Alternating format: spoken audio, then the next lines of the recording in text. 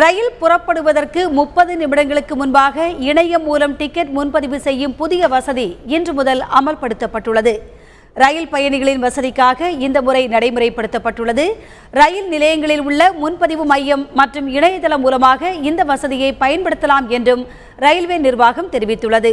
இந்த புதிய வசதியால் ரயில்கள் காலியாக செல்வதை தவிர்ப்பதோடு கூடுதல் வருமானம் கிடைக்கும் என்றும் எதிர்பார்க்கப்படுகிறது.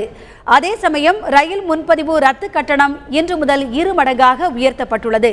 அதன்படி ஏசி 3ஆம் வகுப்புகளுக்கு 180 ரூபாயும், 2ஆம் வகுப்பு படுக்கை வசதிக்கு 120 ரூபாயும், 2ஆம் வகுப்பு பயணிகளுக்கு 60 ரூபாயும் கட்டணம் வசூலிக்கப்படும்.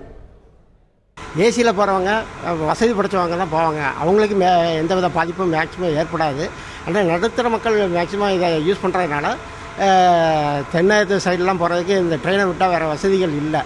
அதனால் இது பெரும் பாதிப்பை தான் ஏற்படுத்தும். அது கிடைக்காதவங்களுக்கு டிக்கெட்டு கடைசி நேரத்தில் கிடைக்கிறது ஒரு ப்ளஸ் பாயிண்ட் தான். எல்லாருக்கும் அது நடுத்தர மக்களுக்கு ப்ளஸ் பாயிண்ட் தான், இல்லைன்னு சொல்ல முடியாது, மறுப்பதுக்கு இல்லை.